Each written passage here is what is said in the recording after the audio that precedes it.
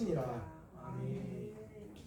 마가복음 강의 11번째 시간, 예수님께서 주신 새것이라는 제목의 말씀을 가지고 함께 은혜 받기를 원합니다. 이 짧은 본문의 내용이 얼마나 다각적으로 하나님께서 이 말씀을 사용하고 계시는지, 또한 그 깊이가 얼마나 깊은지 새삼 느끼게 됩니다. 계속해서 마가복음을 통하여 주님께서 우리에게 하시고 싶은 말씀이 무엇인가? 마가복음은 다른 말로, 어려운 말로 뭐라고요?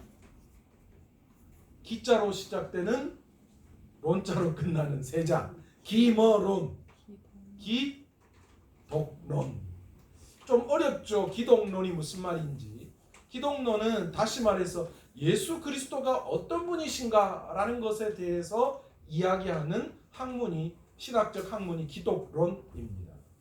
마가복음은요, 바로 예수님이 어떤 분이신가를 우리에게 말씀해 주고 있으신 귀한 복음서 가운데 하나입니다. 오늘 본문은 금식에 대한 이야기로 시작을 하고 있다라고 지난 시간에 말씀드렸습니다. 그런데 사실은 금식하는 게 뭐라는 걸 이야기하는 것이 아니었죠. 그죠? 단순히 금식에 대한 이야기를 하는 것이 아니라 예수님의 제자들과 바리새인들, 그리고 또 바리새인들과 요한의 제자들, 그리고 예수님과 예수님의 제자들 사이에 큰 차이가 있는 것을 말씀을 드렸습니다. 왜 그렇습니까? 바리새인들과 요한의 제자들은 하나님의 나라의 도래를 위해서 그들은 금식을 했습니다. 그것이 그들이 하나님의 나라를 기다리는 그들의 신앙의 표현이라고 보았던 것이죠. 사실 구약에서는 유대인들, 특히 경건한 유대인들은, 이스라엘 백성들은 반드시 하나님 앞에 1년에 한 번은 나와서 금식을 해야 했다라고 말씀을 드렸습니다. 그게 바로 대속제일이었고, 그리고 그날은 이스라엘의 모든 사람은 그날 성전 앞으로 나와서 반드시 금식을 해야 하는 날이었다, 그렇게 말씀을 드렸습니다. 그런데 이것이 바리새인들과 이 유대 종교 지도자들이 점점 예수님 시대에 오면서 이 금식의 횟수가 점점 많아지기 시작했다라는 거예요. 사람들은 자꾸 더하는 걸 좋아한다고 말씀드렸잖아요. 그러니까 1년에 한 번 하는 걸로는 성이 안 차는 거예요. 1년에 고작 한 번 해가지고 내가 과연 하나님의 나라를 위해서 뭔가를 한다고 이야기할 수 있을까? 그래서 바리새인들은 신약의 예수님 시대에 와서는 일주일에 글쎄 이틀을 금식했다라고 합니다. 이때 안 태어나길 정말 잘한 것 같아요. 일주일에 2번 금식하는데 12시간씩 했대요. 얼마나 힘든 시간이에요. 요즘 점점, 옛날에는 그래도 굶는 게 좀 자신 있었는데 요즘은 한 끼만 굶으면요 몸에 자꾸 힘이 없는 것 같고, 얼마나 그 다음에 더 폭식해가지고 괜히 더 건강을 해치는 것 같은 느낌이 들 때가 있습니다. 이렇게 이 바리새인들과 유대인들은 자신의 의를 드러내기 위해서, 나는 하나님의 나라의 도래를 위해서 일주일에 이렇게 정확하게 이틀씩 금식을 한다, 그렇게 이야기를 했던 거예요. 그런데 이 바리새인들의 눈에 예수님과 예수님의 제자들은 어때요? 본격적인 하나님의 나라에 대한 도래를 이야기를 하시는데, 그러나 정작 예수님과 예수님의 제자들은 뭐라는 거예요? 금식을 하지 않는 거예요. 그러니까 바리새인 입장에서는 어떻게 생각할 수 있을까요? 아니, 어떻게 저럴 수가 있어?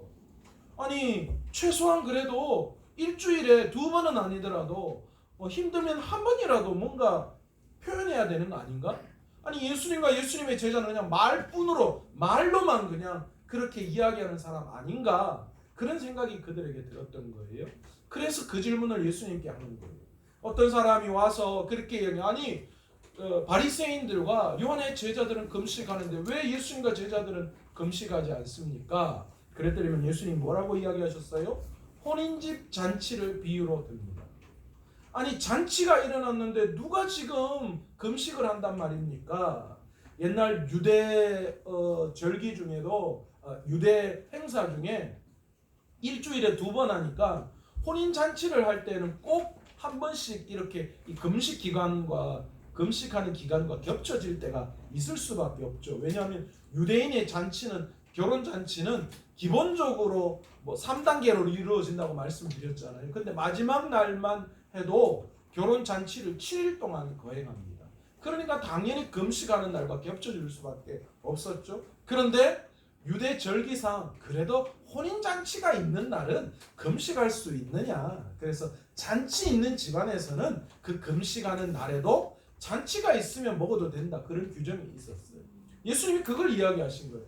아니 누가 혼인 잔치가 있는데 금식하는 사람이 어디 있느냐? 나는 신랑이고 나와 함께 있는 이 무리들은 지금 나와 함께 혼인 잔치를 하고 있는 중에 있다. 그렇게 이야기를 하시는 거예요. 그러면서 이제 곧 신랑이 떠날 때가 온다라는 거예요.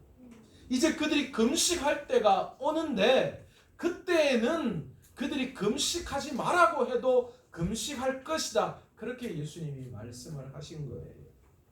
그러면서 기가 막힌 말씀을 하십니다. 뭐냐? 두 가지 비유를 들고 있죠. 하나는 낡은 베옷에 새 옷을 대어서 꿰매지 않는다라는 거예요. 깊지 않는다라는 거예요. 왜 그렇습니까? 이 새 배 조각은 혹시 알거나 하면 신축성이 있기 때문에 그래서 이 나중에 헌 옷을 당겨가지고 그래서 꿰맨 그 부분마저도 이 다 터져버리는 그런 일들이 생길 수 있기 때문에 절대로 헌 옷을 대어서 꿰맨다라는 것이죠. 또 한 가지 포도주 비유를 드십니다. 그런데 옛날에는 병이 없었기 때문에 동물 통마리를 잡아가지고 다리 절단하고 목 절단해서 다리를 각 부분 묶고 목 부분을 잘 정리해서 안에 걸 목 쪽으로 다 파내서 그것을 포도주 부대로 삼았죠. 그런데 이게 낡은 부대는 이미 탄력성을 잃어버린 거예요. 늘어날 대로 늘어났다라는 거예요. 그런데 새 포도주를 거기에 넣어버리면 새 포도주는 뭐해요? 발효를 하잖아요. 그 안에서 발효를 하면서 팽창을 하는데 그 가죽 부대는 팽창하면서 늘어날 대로 늘어난 상태이기 때문에 나중에 터져버려서 결국은 포도주도 상하고 가죽 부대도 못 쓰는 그런 일이 일어난다라고 그렇게 말씀하시죠.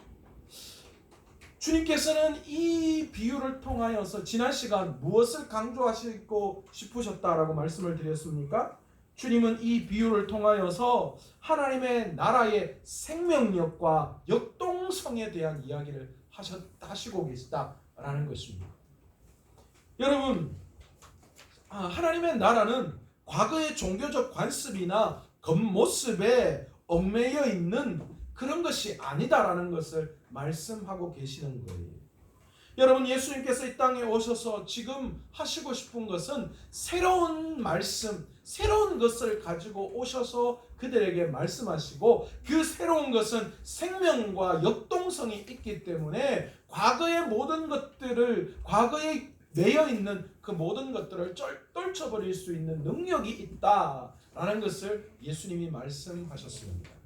그렇다면 오늘 우리가 봐야 할 것은 과연 예수님께서 전하신 그러면 새로운 것은 도대체 무엇이냐라는 거예요.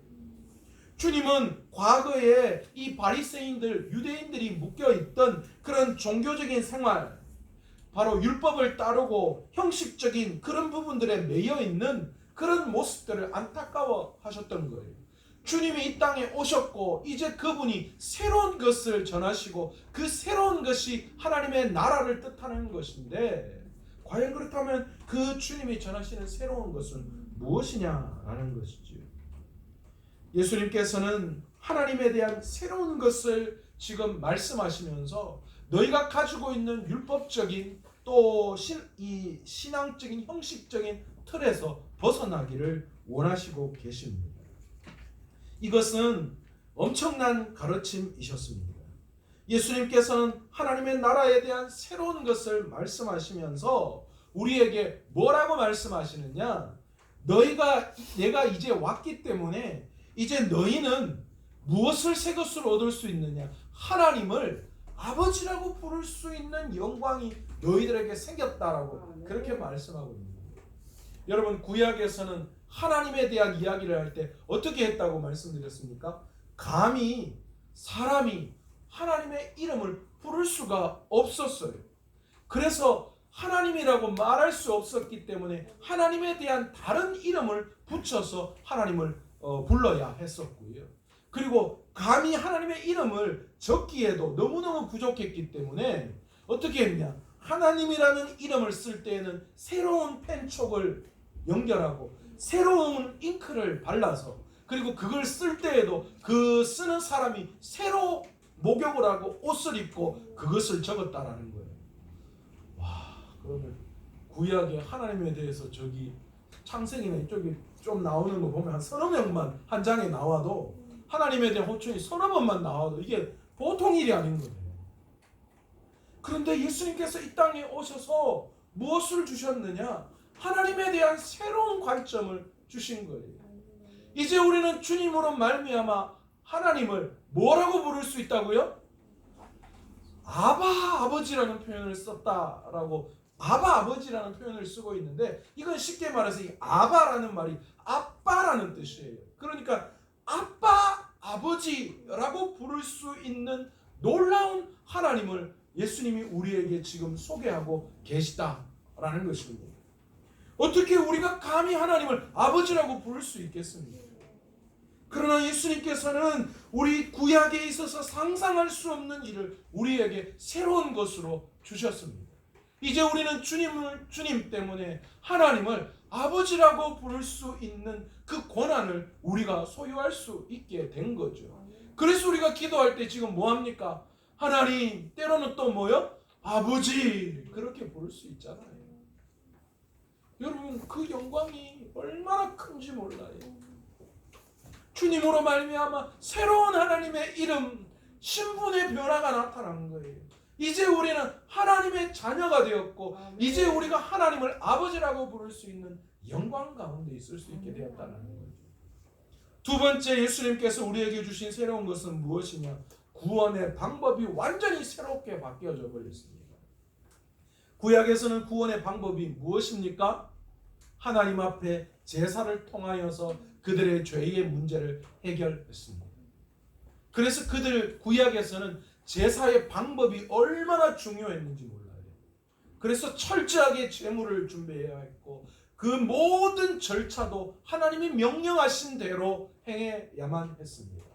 만약에 그렇게 행하지 않았을 때에 하나님은 제사장을 죽이시는 거나 아니면 그 모든 제사가 완전히 아무것도 아니게 되어지는 그런 일을 하나님께서는 말씀을 하셨어요.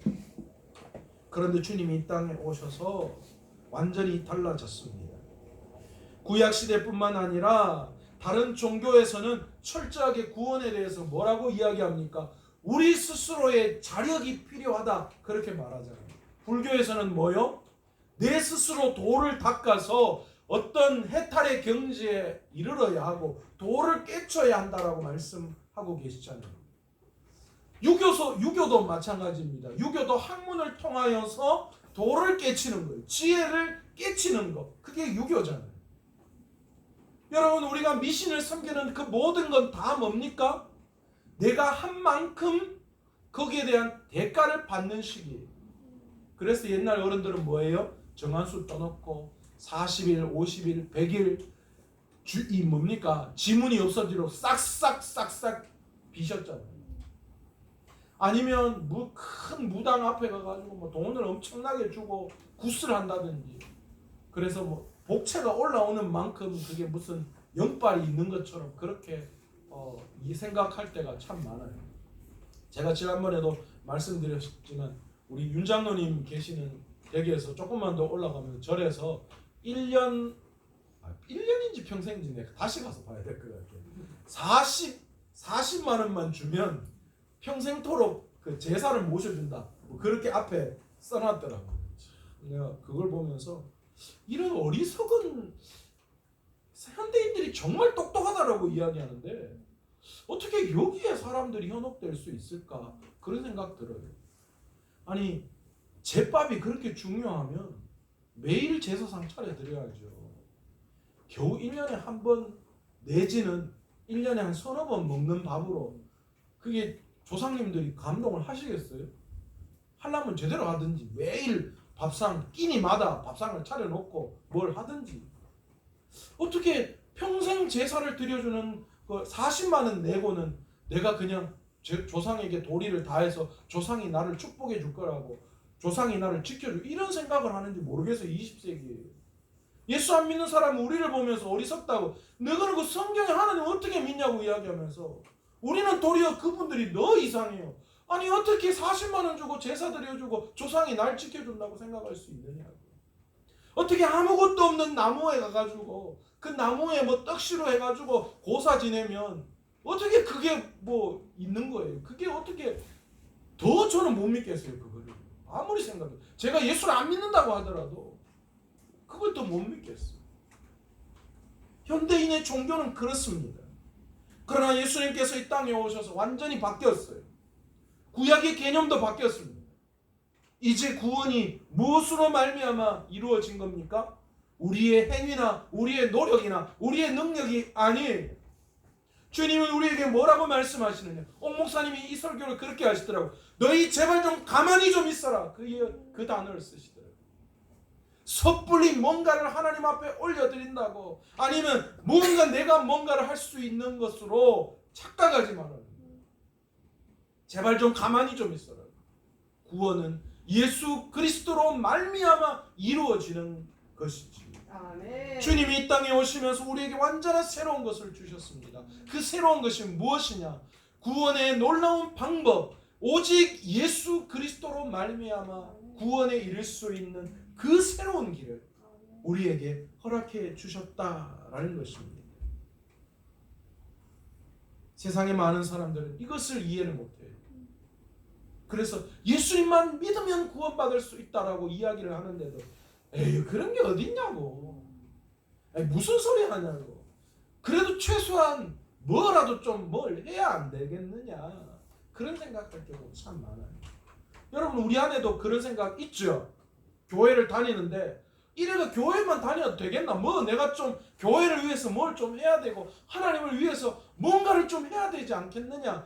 나도 염치가 있지. 나도 염치 이야기하면 학습 세례 교육 거의 한 65세에서 70 넘은 어른들과 학습 세례 교육하면요 가슴을 칠 경우가 너무 많아요. 왜냐하면 제가 이제 오직 구원은 예수 그리스도만 믿으면 구원받을 수 있기 때문에 그것만 믿으면 천국 갈 수 있어요. 아시겠죠? 맞죠? 맞다고. 목사님 맞다.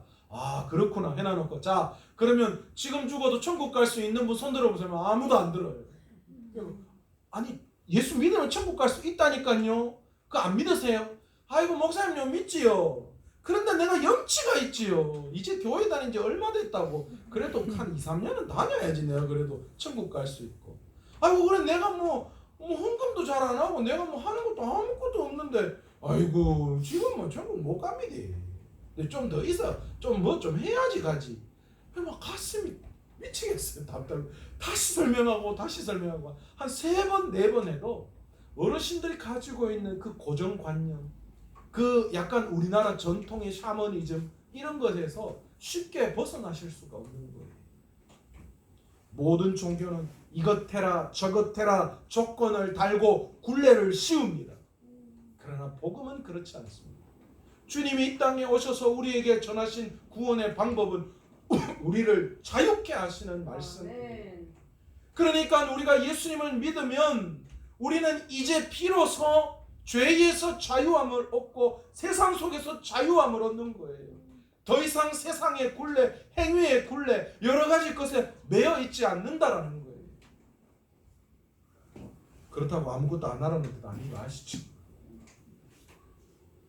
그 말씀 그렇다고 그럼 이제 내가 끝났구나 그렇게 생각하면 안 돼요. 제가 화요 기도 모임 때도 말씀을 드렸어요.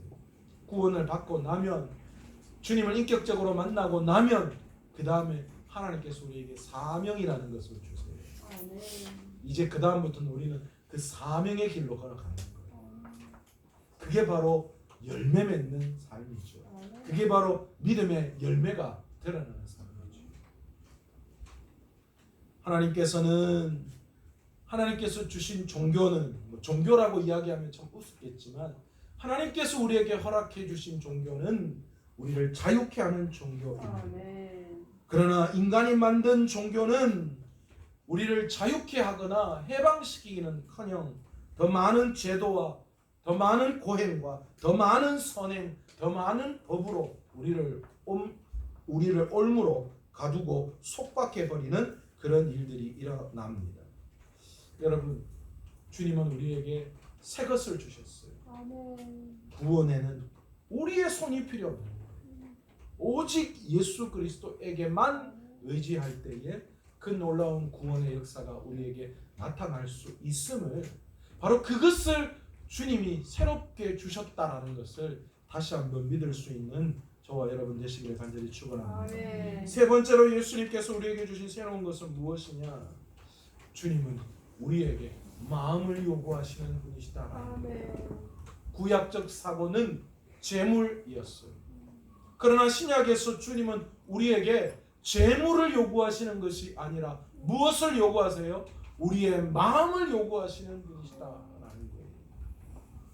여러분, 예수님은 의식이 아니라, 예수님은 겉모습이 아니라 우리의 마음, 우리의 사랑을 진짜 원하시는 분이시죠. 아멘. 아멘. 그러나 바리새인들은 어떻습니까? 바리새인들은 여전히 주님이 하나님의 나라를 증거하심에도 불구하고 그들은 뭘 이야기했느냐? 그들은 의식과 그들은 율법과 그들은 겉모습에 치중했다라는 거예요.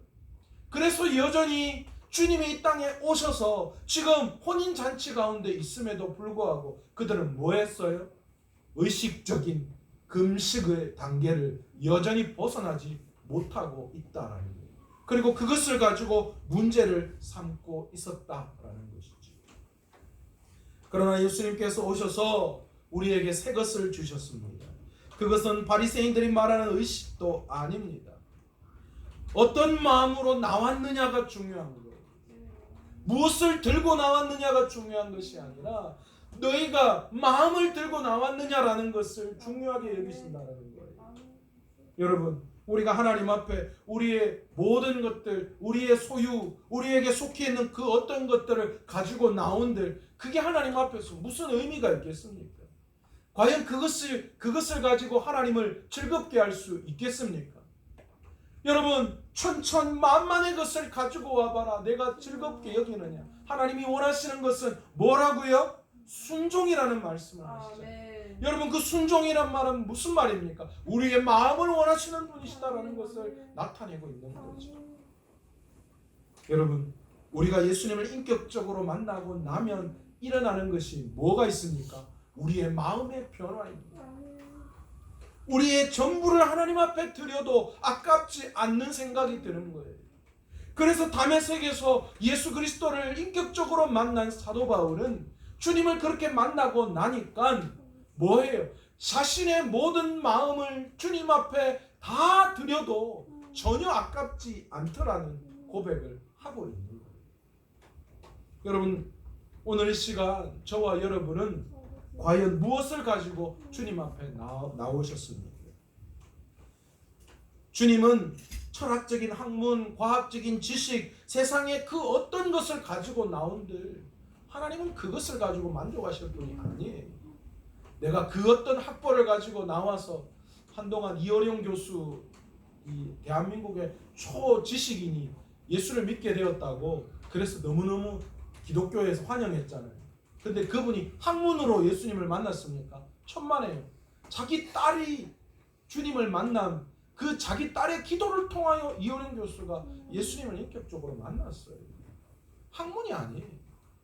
여러분, 우리가 가지고 있는 물질을 가지고 하나님께서 감동을 하시겠어요? 아니라는 거예요. 주님이 진짜 원하시는 것은 지식, 권력, 물질 그 어떤 것도 아니시고 주님은 우리의 마음을 가지고 나오기를 원하시는 거예요. 우리의 어떤 마음요? 세상의 그 무엇보다도 하나님과 바꿀 수 없음을 고백하는 그 마음을 가지고 주님 앞에 나와서 예배하는 그 예배를 주님은 받으시고 우리에게 은혜 베풀어 주시는 분이신 줄로 믿습니다. 여러분, 오늘 이 시간 우리가 예배할 때에 얼마나 껍데기만 가지고 나오는지 몰라요. 안타깝게도 여러분, 여기 서 있으면 하나님이 주신 특별한 능력이 하나 있어요. 뭐냐? 여기서 여러분들의 얼굴 눈빛을 보면 여러분들의 영적 상태가 한눈에 들어와요. 지금 여러분이 어떤 마음으로 예배하고 있는지, 지금 무슨 생각을 하시고 있는지, 여러분 하나님께서 그런 마음을 주셔요. 그런 모습들을 볼 때마다 안타까울 때가 너무너무 많아요. 하나님은 여러분의 껍데기, 여러분의 의식, 여러분의 겉모양, 여러분의 그런 부분들을 받기를 원하시는 분이 아니에요. 진짜 하나님이 원하시는 것은 여러분의 중심이고 마음이고 여러분의 사랑임을 다시 한번 깨달을 수 있는 저와 여러분 되시길 원합니다. 아멘. 네 번째로 예수님께서 우리에게 주신 새로운 것은 무엇이냐? 주님은 우리에게 기쁨을 주신 분이십니다. 아멘. 아멘. 구약의 하나님은 어떤 분이십니까? 아주 무서운 분이시죠. 가차없이 모든 것들을 멸하시기도 하시고 살려내기도 하시는 분이 하나님이십니다.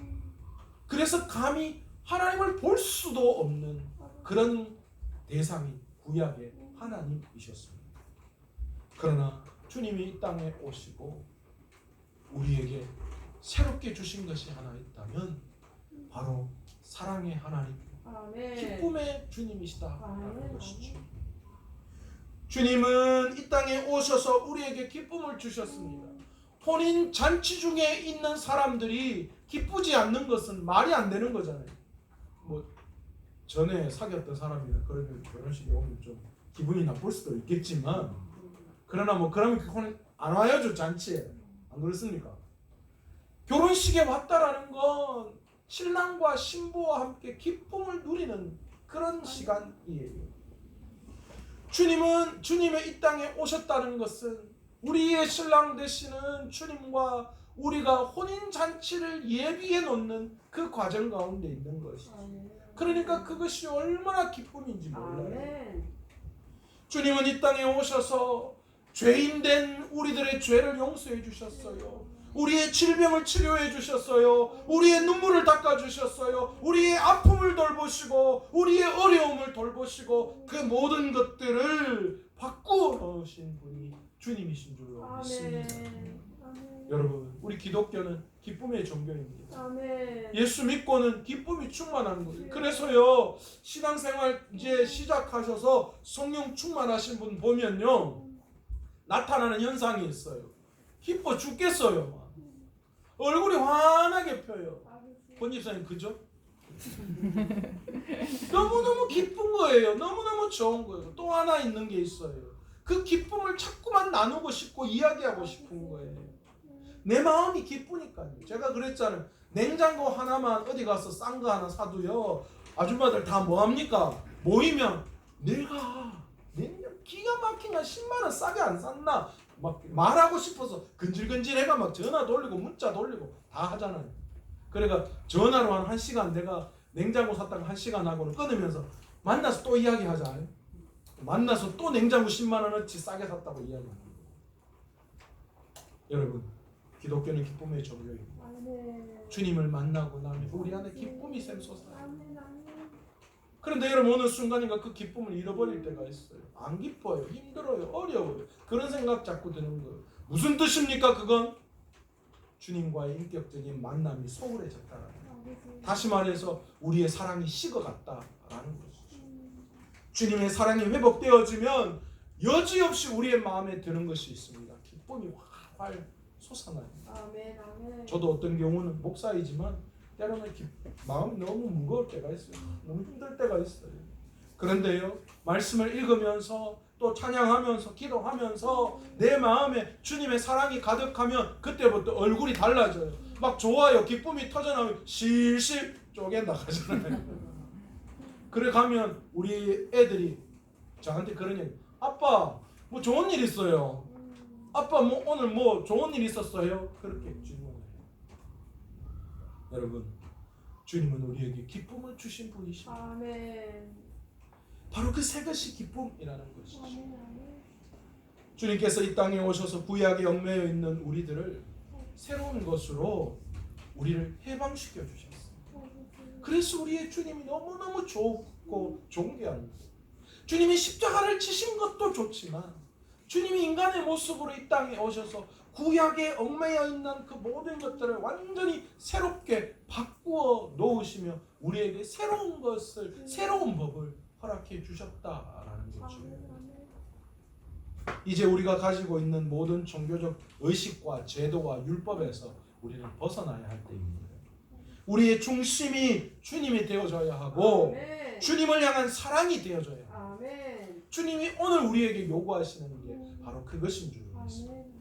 그러게 오늘도 바로 그 주님을 중심으로 모시고 그 주님의 사랑 안에서 다시 한번 우리의 신앙을 세워갈 수 있는 저와 여러분 되시기를 간절히 축원합니다. 아멘. 오늘 시간 말씀을 생각하시면서 기도하실 때 주님이 이 땅에 오셔서 새로운 것을 허락해 주셨는데 우리가 그 새로운 것이 무엇인지를 다시 한번 깨닫고 우리의 신앙의 중심이 주님이 되고 우리가 진짜 주님을 향한 사랑으로